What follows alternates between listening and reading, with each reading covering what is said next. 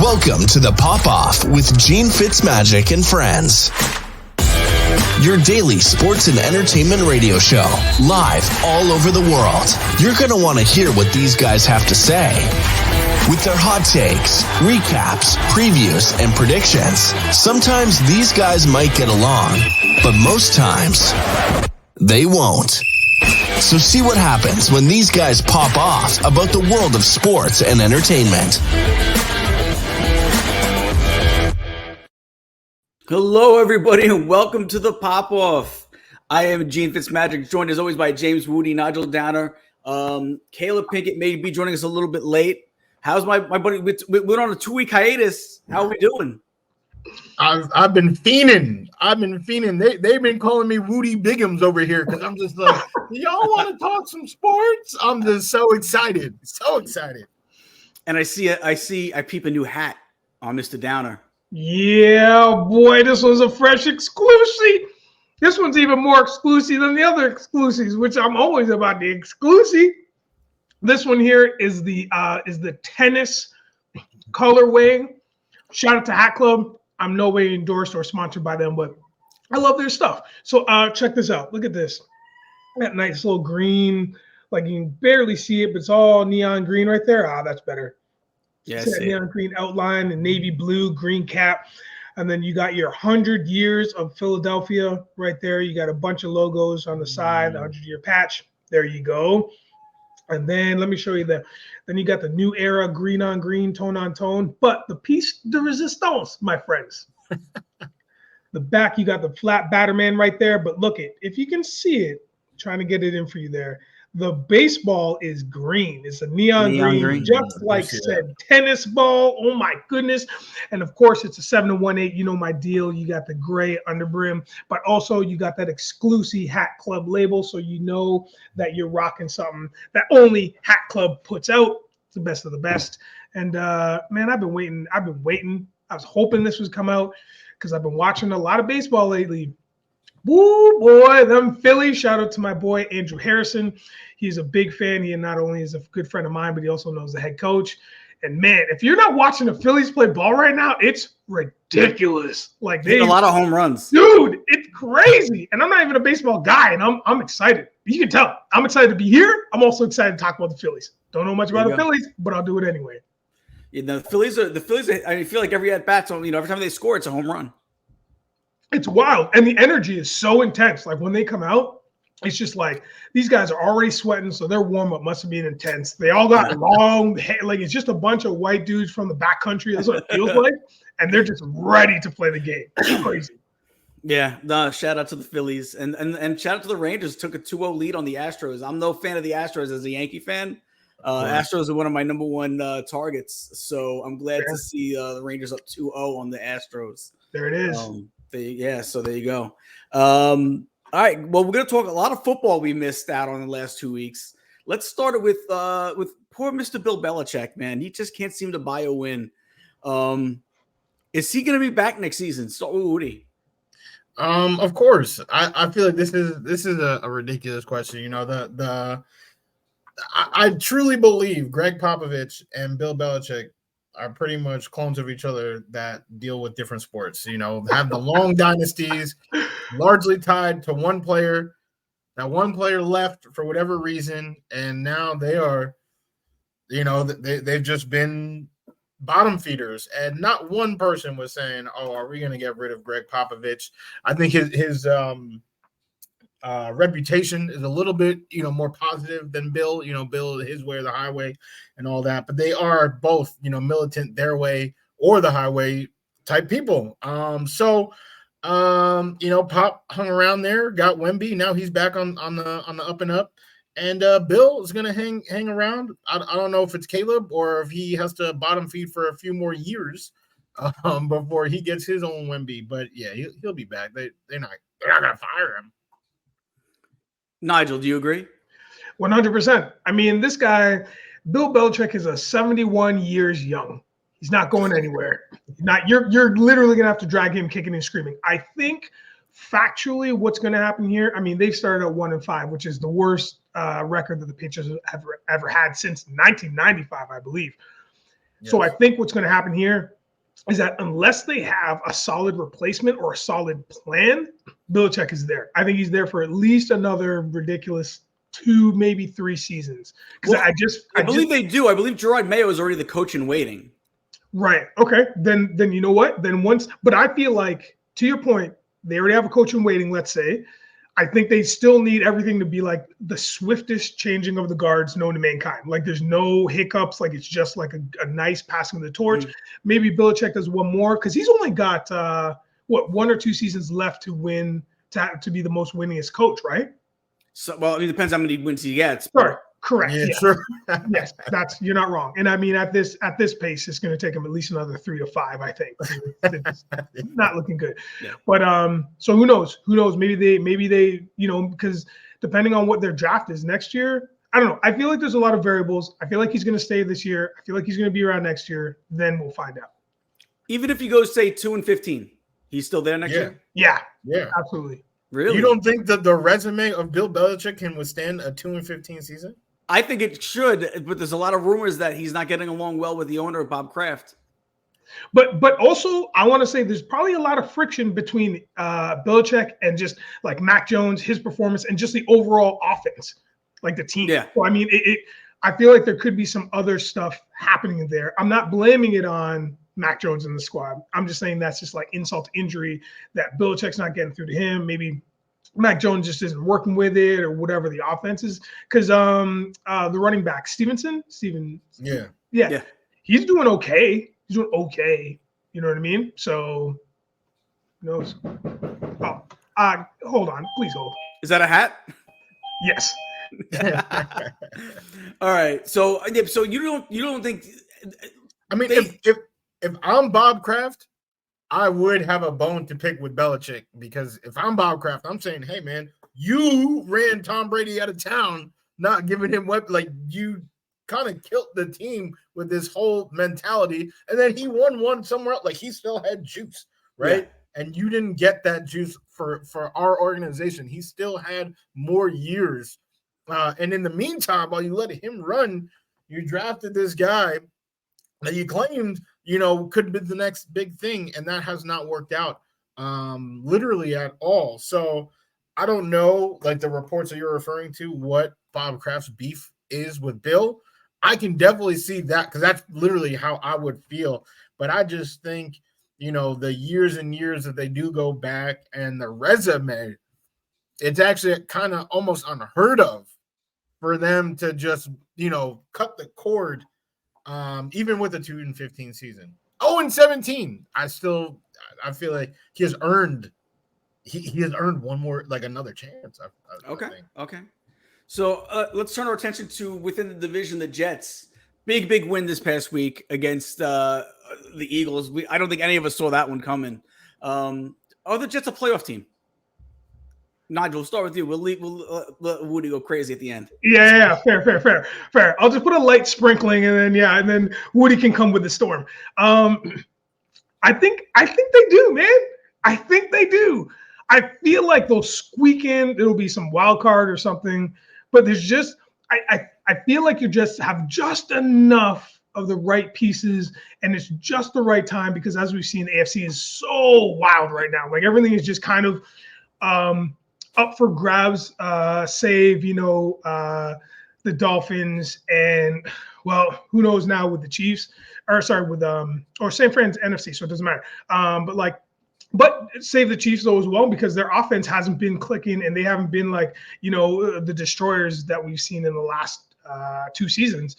And the whole AFC North is whack. So all I'm saying is that there is an opportunity for the Jets to capitalize on this, even though, the promised son arrived for 4 plays before we realized that he was also known as Mr. Glass and shattered in front of our eyes. So I think the Jets can make it.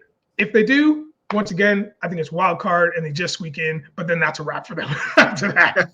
No matter who they play, I think that's going to be a wrap for them. Woody, what do you think? Well, of course they're not going to make the playoffs unless Aaron Rodgers comes back. I mean, the man is throwing footballs on the field just 4 weeks removed. So I mean, they've said, people whose job it is to report on the Jets have said week 12. That is, a reasonable time, right? If they are 6-5 or even 5-6, that is plenty of time to, turn that 5-6 to 11-6, right? I think that's all possible. This team is quite clearly a quarterback away. I owe them an apology. So here it is. I sincerely owe an apology. I've said on this podcast and many others that I felt like the Jets defense was overrated.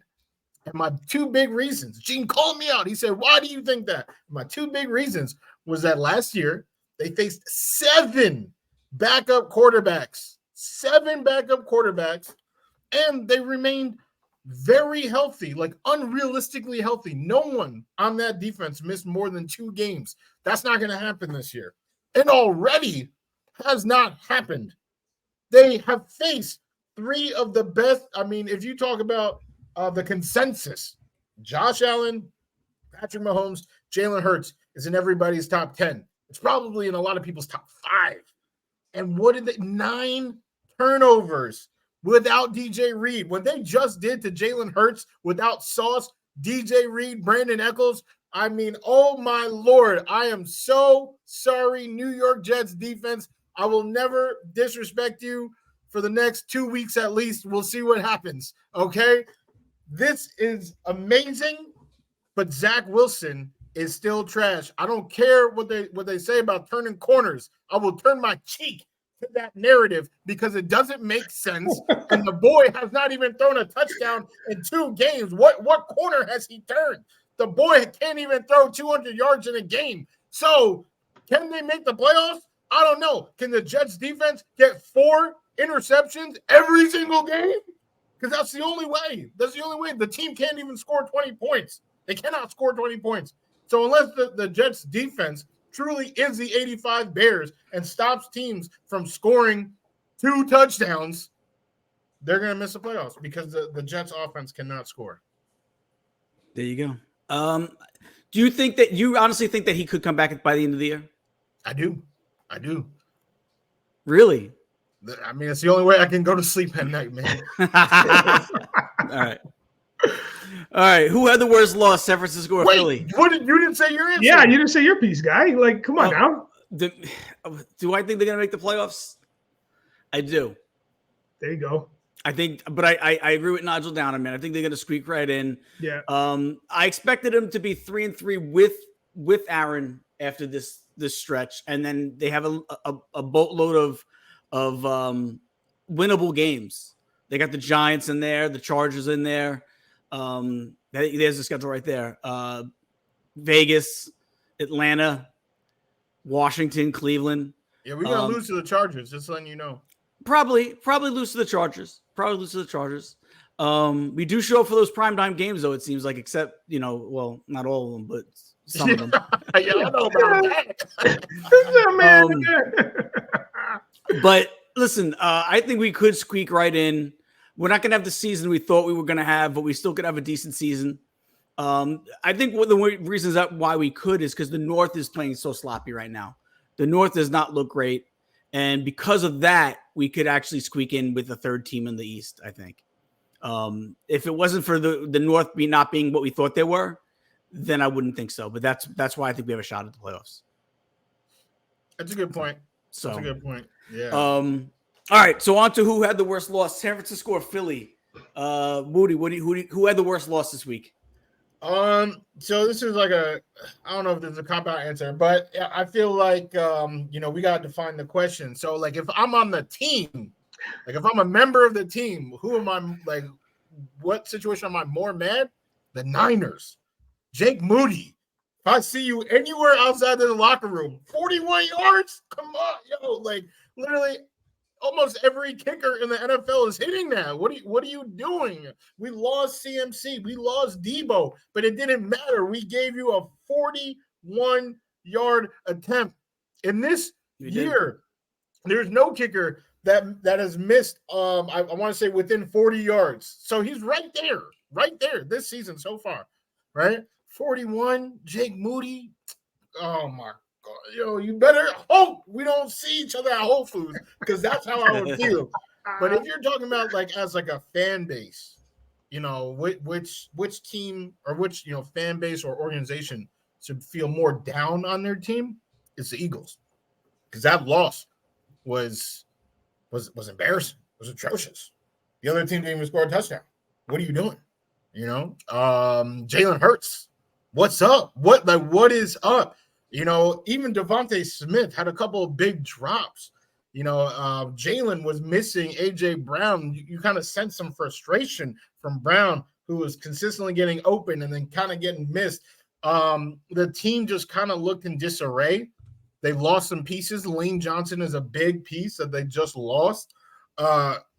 Moving forward, I'm less confident in the Eagles, even with the Niners losing CMC and Debo still trying to figure that out. Their defense remained intact. They looked perfect. Ayuk is still a beast. Jordan Mason, the way that Kyle Shanahan recycles these running backs, it doesn't even matter. I would feel really good being a fan of that team. But the Eagles, there are a lot of questions that need to be asked, getting beaten by a horrific Jets team. What do you think, Knight? Listen, I'm going to start with the worst and then go to the least. Hands down, it's the 49ers. There's no debate. The reason why is because of injuries. That's and we already named them. We know this. We know that McCaffrey's CMC's gone, Debo's gone.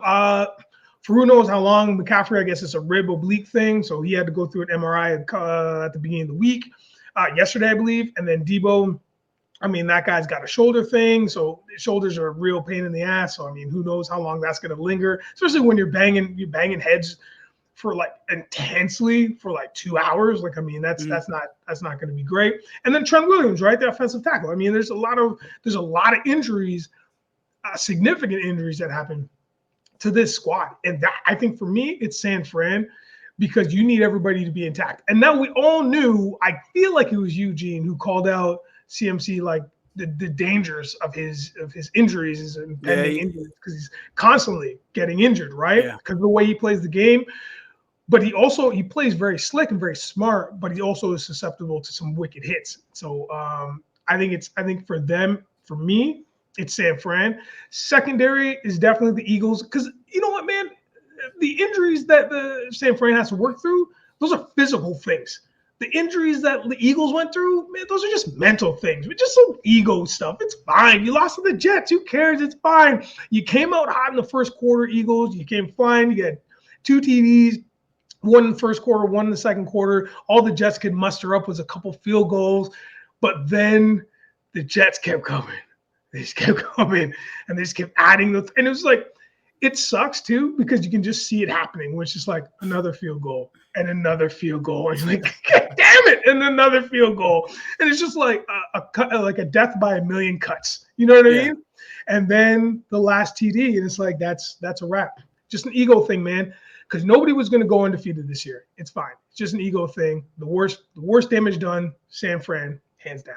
See, now for the same reason you just said is why I say the Eagles. It's because of it's almost like, if anyone's seen the movie Replacements where they talk about quicksand, it was quicksand. They had the game in hand. They were up, not huge, but they were up enough where you think that they're gonna open it up at any time.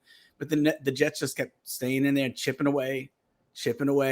And so the next thing you know, that defense was making plays. So I gotta say the Eagles' loss is probably a worse loss to me. For that very reason. I think they probably, up until the end of that game, thought they had the win.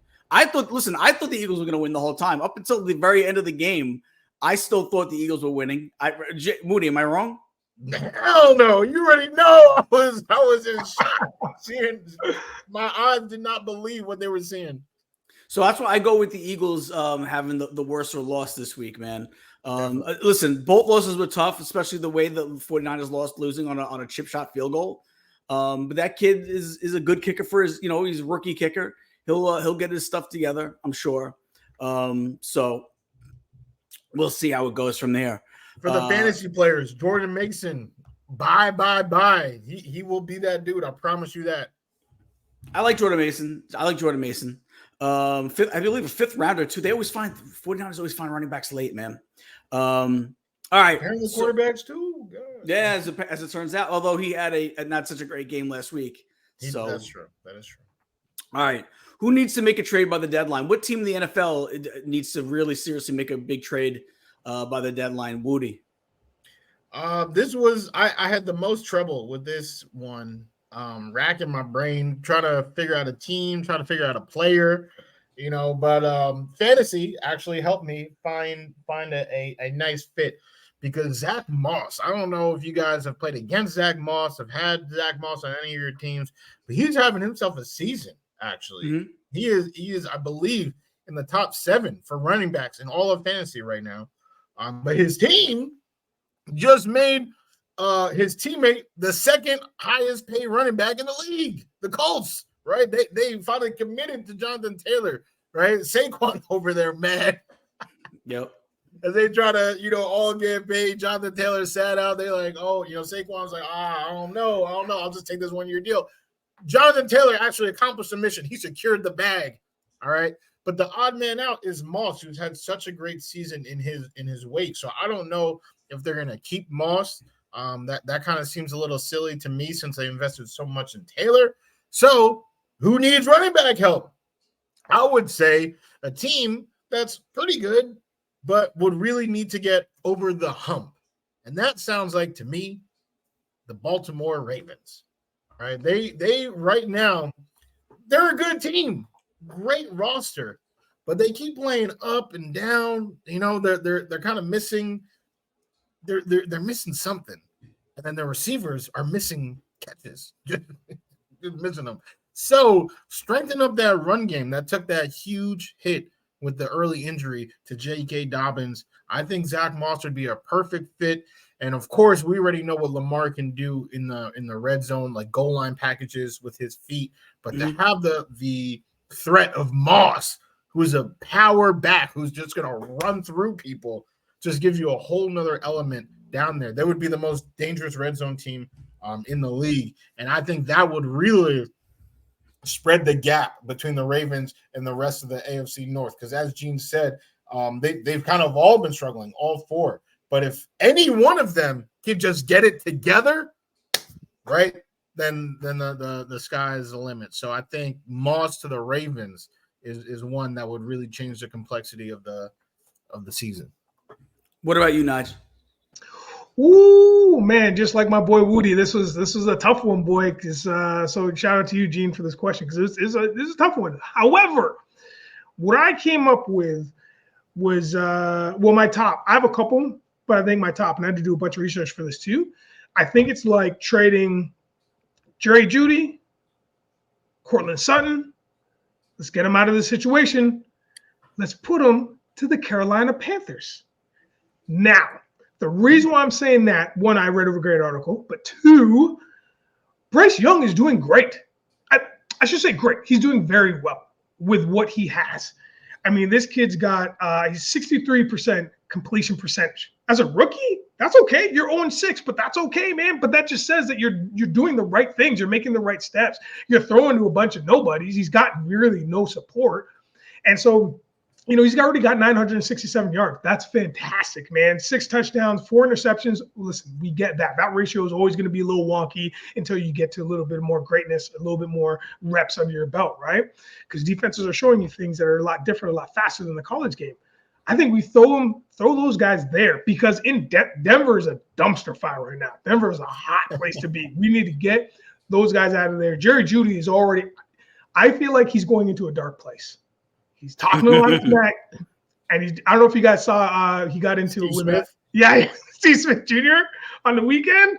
Listen, Jeudy just needs to get out of Denver. Everybody needs to get out of Denver. I think Denver needs to get out of Denver right now. So I think take those receivers, throw them there because nobody's getting any good numbers or good mileage in Denver. So that's my biggest trade. Very small markets going to small markets. But I think that's probably best for everybody. See, now I have Jerry Jeudy too, but I have him going to the Cowboys. I think the Cowboys need to make it. That's crazy. Why? Yeah, what do you mean? They already have Cooks. They got CD. I They got Gallup. Like, Cooks hasn't done anything all year. He scored a touchdown last week, but Cooks hasn't. CD Lamb is great. I think they need a better receiver there. I don't think Cooks is the answer. I think Jerry Jeudy would be that guy. Picture Jerry Jeudy on the other side of CD Lamb, who's really been a slot receiver anyway. Mm-hmm. But picture Jerry Jeudy there. I mean, Jerry Jeudy would pretty much look good on any of the 32 teams. But I don't know. I mean, Cooks was hurt though, right? He came back, like he was out a couple of games, came back. Yeah, but even when he was playing at the beginning of the year, I have him in fantasy. He hasn't done anything for me even when he was playing. So I got Jeudy, so I get it. So there you go. That's my take on it. But yeah, listen, I mean, it's trading deadline in the NFL has definitely gotten to be more like baseball trading deadline, right? Mm-hmm. Where you're going to see some big names. Is there a specific name that you think will definitely be moved? Well, first, I want to put a little addendum on that because I think you're correct, but I want to switch it. I think that the NFL trading deadline, it's not as exciting as the off season. I think the NFL off season, definitely, has more action towards the end, like just as training camp starting to wrap up, than their deadline. Their deadline will probably be 1 or 2. I don't have any guesses right now. I'll throw that over to Woody, but I think that's where they are with their trades. But Woody, what do you think? I'm gonna go with the homer pick in terms of a name that I'm expecting to move is Mecole Hardman, who is allegedly a talented receiver. I think he did some work in Kansas City. Cannot even find the field in New York, but that's not on him. I think from the outside looking in, people have already seen them grab talent and then not always use them right away. James Robinson comes to mind, and he's cheap.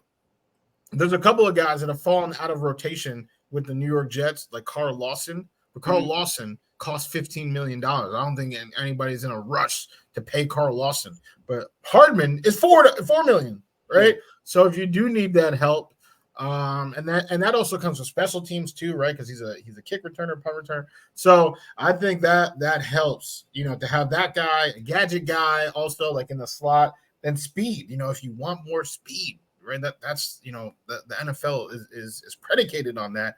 I think that's somebody who can definitely drum up some significant interest on the trade market. I think if they don't move him and just let him waste away, it's a malfeasance. It really is. I'm surprised they haven't given him a chance to play. But even when you see these gadget plays, who have they used? They've used the Gibson. So I think they really like Gibson. They're trying to groom Gibson. So maybe it makes sense. Maybe when they signed Mecole Hardman, they didn't know what they had in Gibson yet. You know what I'm saying? They didn't know what he was. It was before the draft, so they didn't even know they had him. So they might have realized, hey, we have a cheaper version of Mecole Hardman who does everything just as well. So that's probably going to end up happening. As a Jets fan, I do love Gibson. I can't even deny. He is fast. He has great vision. Like I every single time he has the ball, I'm hyped. Yeah, you never know what's going. He had a big play last week against Philly. So, all right. So, who's got the worst future in the NFL? Is it the Patriots? Is it the Giants? Is it the Carolina Panthers? Who's got the worst future in the league, Nigel? Yeah, it's you said it with the very last team you mentioned there. It's Carolina Panthers, man. Like this is one team that is just going to sit in the black hole that is teams that are just there, and people will forget about them except for the people that live in the Carolinas. The team is just they're my number one pick. I don't know what their identity is anymore. I mean, I guess that's what happens when you lose CMC and you lose a bunch of other pieces, but those pieces were just kind of floundering, just lost in the wind anyway. Mm-hmm. But I don't know, man. Like they're just there. Like again, the Steve Smith era is gone. Like everything is gone and like well gone. So it's almost like CMC didn't exist until he went to San Francisco. I think another one is the Bears.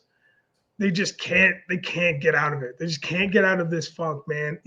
Listen, albeit Fields and any other weapons that they have, they're just so boring to watch. They're so bad. It's just cumulatively, they're just so on both sides of the ball. It's really tough. Last but not least, honorable mention. I think it's time calling out the New York Giants. I think the Eli Manning era. I think we all know that was the end. And now it's like even retaining what's his name, running back there. My bad. Saquon. Even retaining Saquon, what has he really done for that matter? You know what I mean? He's not really in the news. He's not really doing things. We all know he's playing for his next contract. That's really, he's just making sure he can stay healthy. But man, Giants are another team that's just bad, man. So I got the Panthers, Bears, honorable mention, the Giants. Woody, what about you? Damn, I had a team that I thought was like the consensus, like everybody in the world would say number one.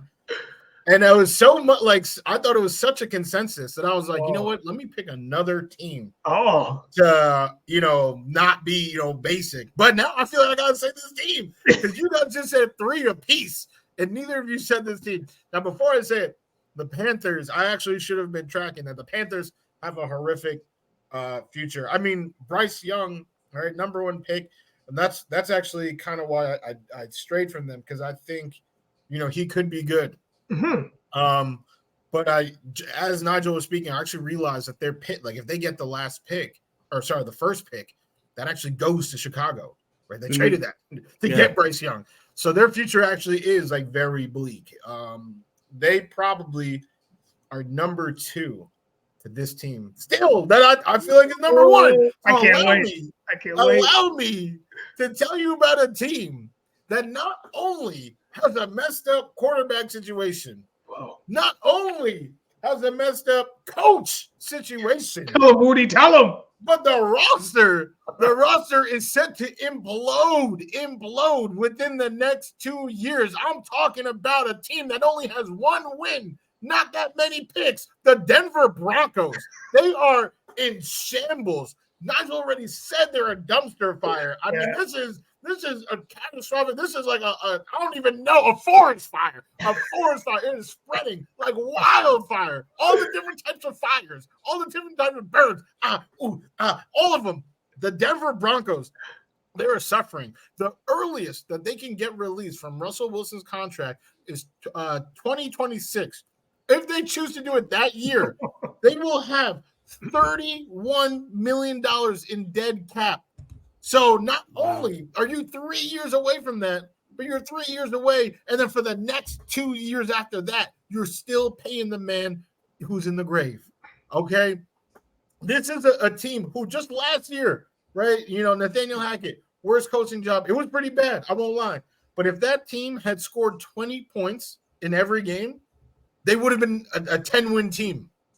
This year, you cannot say that because the defense has suddenly devolved. It has become so bad that they've allowed another team to score 70 points in a real NFL game. Now they're actually scoring 20 points. Are you shocked to hear that Russell Wilson's actually third in the league with 12 touchdowns this year? He's kind of having a bounce back, but you wouldn't know because the defense is terrible. And that's Sean Payton's MO from New Orleans. Their defense was terrible for years, but it didn't matter because their offense was putting up 40 points. That's not happening here, right? They're putting up the 20 that they needed last year, and it's not enough because they're giving up 70. So this team between Peyton, Russell Wilson, we're talking about Jerry Jeudy. This is his last year. We're talking about they have nothing where you can say, okay, this is a building block. The one building block they have is Pat Surtain. Right, he is an elite corner, one of the best. He's top 3 consensus. He's my pick for number 1. Right, he is elite. Every other piece of an organization that you can build is garbage. Not only garbage, but they're tied to that piece of garbage for a long period of time. That is why they have to be the pick. Like Carolina, New York. Right, New York has had such bad injuries, right? Such bad injuries. Now they're tied to Daniel Jones, so they're not escaping this bottom 5 right now.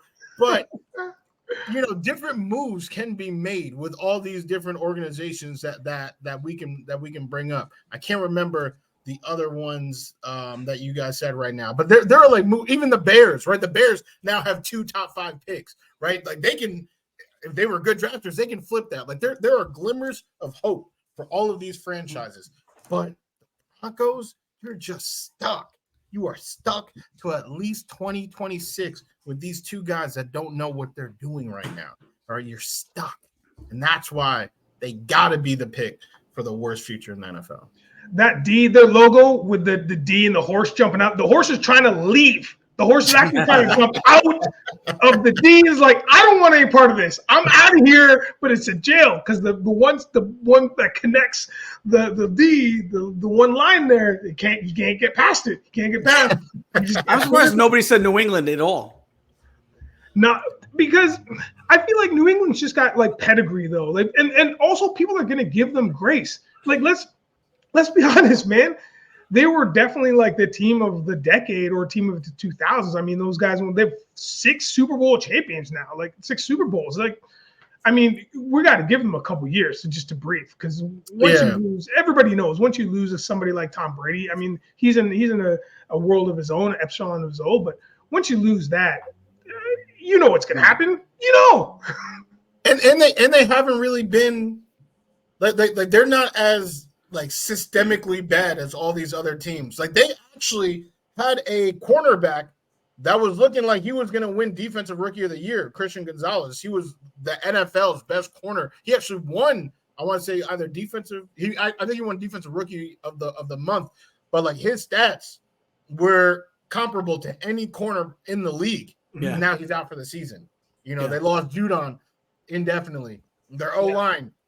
Not hurt. I'm not saying that they're a great team. They're not, right? They were supposed to be last in the AFC East, but they have pieces. Like that's what, like the Broncos. Like if you go up and down, they have no pieces. The Panthers, they have Brian Burns, they have Bryce Young.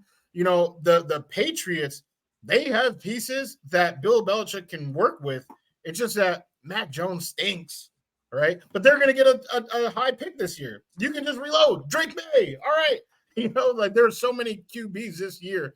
I wouldn't say the Patriots are on the level of perpetuity in being terrible as the Broncos, the Panthers probably because they don't have a pick to reload, and the Giants who are tied to Daniel Jones. They're not going to get Drake May because they're paying Daniel Jones $30 million a year.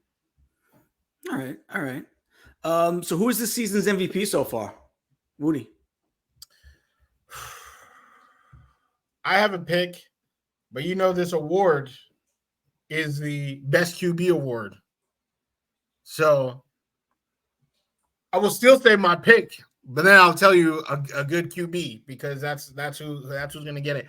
The real answer, Nigel said before that the Chiefs offense really doesn't look that good this year compared to previous years. And the reason they didn't really look that good last year either. The reason, it's only one reason.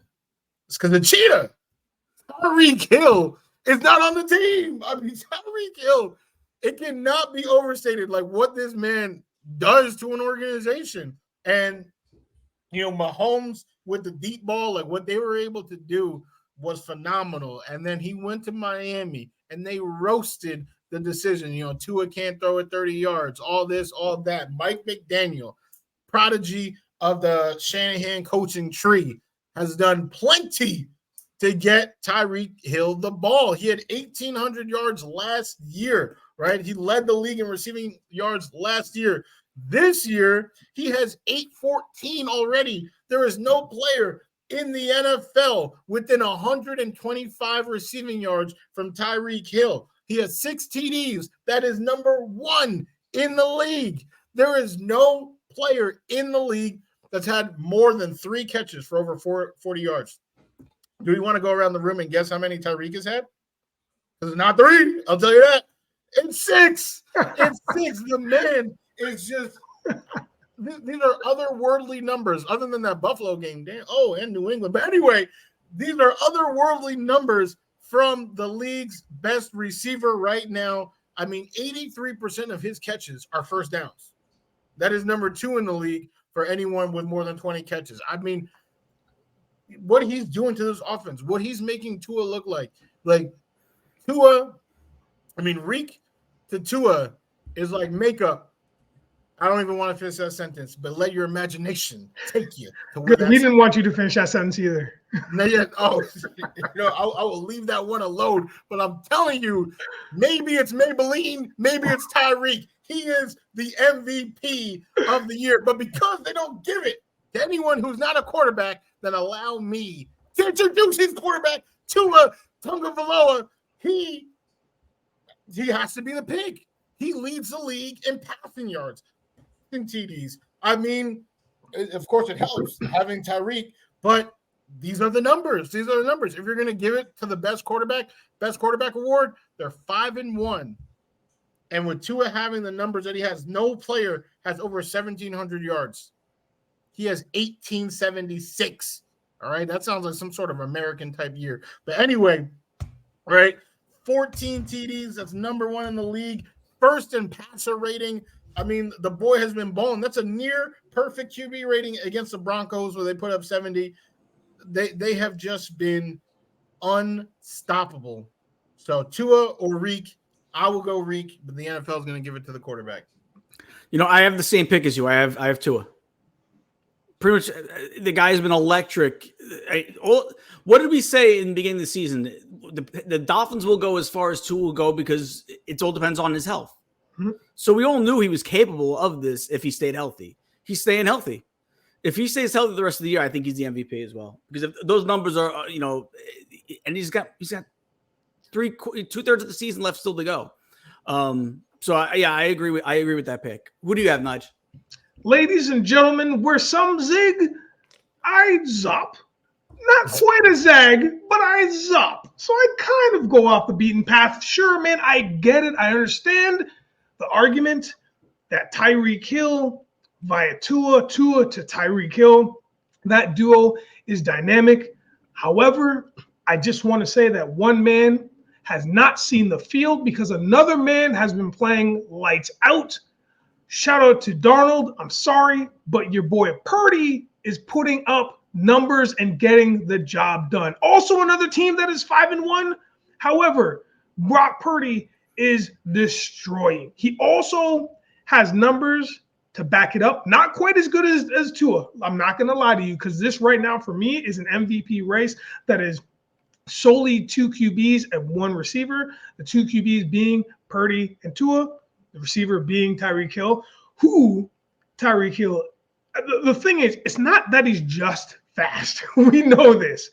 But I want to put an argument out there that this guy knows how to play the game. He knows how to play football. He knows how to get he knows how to get open. He knows how to take a hit. And he knows when to dial it back.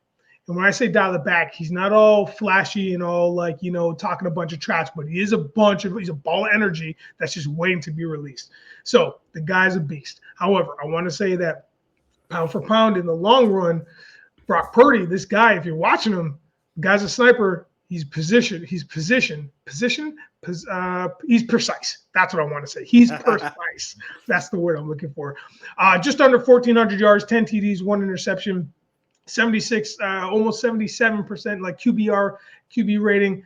The guy's on fire. So my vote is for Purdy, especially when he's got a couple unique men that are off the field, potentially off the field for next week's game. I don't know because we don't know what the stats, the injury report is yet. But I'm going. Maybe you should wait for his stats in that game. Yeah. And then next Tuesday, I'm like, I take it back. Shout out to Tua, and then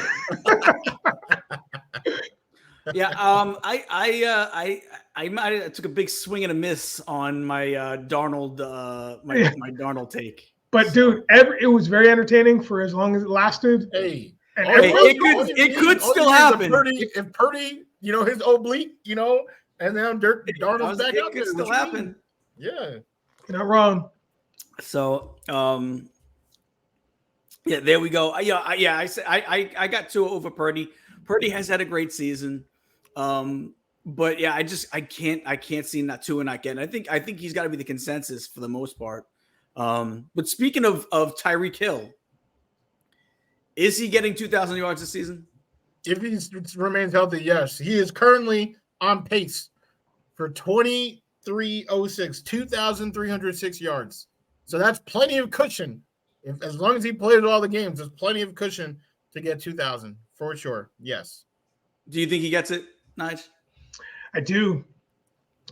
I mean, I don't need the numbers to back it up because Woody just did all the work. But I think it's I think for sure, barring no injuries. But again, this is we're taking big swings, which is, yeah, man, let's pretend that he's just going to be healthy and God willing that all of the players stay healthy, and if they get injured, they recover. But as is, yeah, 2,000 over 2,000, easy. Yeah, it's to me, he would have to take a big drop off, man. I mean, a huge drop off. It's. I mean, what would it take for him to not get 2,000 at this point? It would maybe be Tua getting hurt, but even that, I don't even know if that does it. Yeah, it would take like it wouldn't. Mike White, my boy Mike White, nah. He might get 3,000 with Mike White. I love Mike White. White. It would take playing like the San Fran defense at their peak every week. Yeah. From now on till the end of the season, I think. Like it just only because Tua is that unique of a player that he's no matter what, he's going to get the ball. It's just a matter of time till he breaks the big one. Like he's a good receiver. He's got hands, so he'll get to his spot. So even if it's like chippy, even if it's like, 5 yards here, 7 yards here, first down, whatever the thing is, that the big one's in the bag. I mean, the most receptions he's had in the game so far is what, 9 or 10 or something stupid. And it's been 160 yards. So it's like, it's going to happen. You know what I mean? Yeah, I get you. All right. So let's final topic. Let's talk about last night's game, man. Cowboys pulling out a big win in LA. There you go. 2017 came down to the end. Were you surprised, Nige? Yeah. I mean, I don't think that game was really weird, only because it felt like it was either two Goliaths or two Davids. Like it just felt like there wasn't that like whole, David and Goliath and then right down to the bitter end. It was just a weird struggle and nobody could really get their engines really, like their juices really flowing. So, I mean, I'm surprised. I mean, I would have rather the Chargers win, but it is what it is. But yeah, that's all I got. And it's really funny because on my screen right now, I'm looking at you two, and you guys are both looking at each other, even though you're looking at different things. So as I'm talking the whole time, I just see you guys doing this. And it looked really funny to me. So anyways, game was fine. Woody. I was not surprised about the winner. I had the Cowboys winning. I knew after what happened last week, like they were going to win. I think the Cowboys get too much disrespect. I mean, are they, the best of the best, top 1-2 team in the league? They are not, but they're like a really good team, and the Chargers on paper, Madden, stick to Madden. Madden, they're amazing. They could be the best team in Madden. Yeah. But, as long as Brandon Staley has a job in that organization, I cannot, consistently and confidently bet on them to win. What I will say is that I had Dak, CD, and Eckler on my fantasy team, and I was down 56 points. So I was expecting a shootout that would allow me to get this dub. And I fell short. They only got 49 because Austin Eckler hates my guts. Dak did his job, right? CD had 16. That's very respectable. Yeah, that helped me. That helped me with mine. Yeah, right. We're at CD, like doing work. Yeah. But Austin Eckler, just he does not like me. I don't know what it is.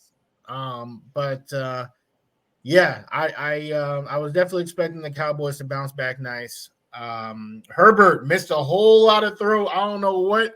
If he ate something bad before the game or something, but he was missing Keenan time and time again, even other receivers as well. But Keenan specifically, one of the best route runners in football, was like wide open. I'm talking like 10 yards of separation and missing him. So that was unfortunate to see. I was really expecting a bigger offensive output, but yeah, me too.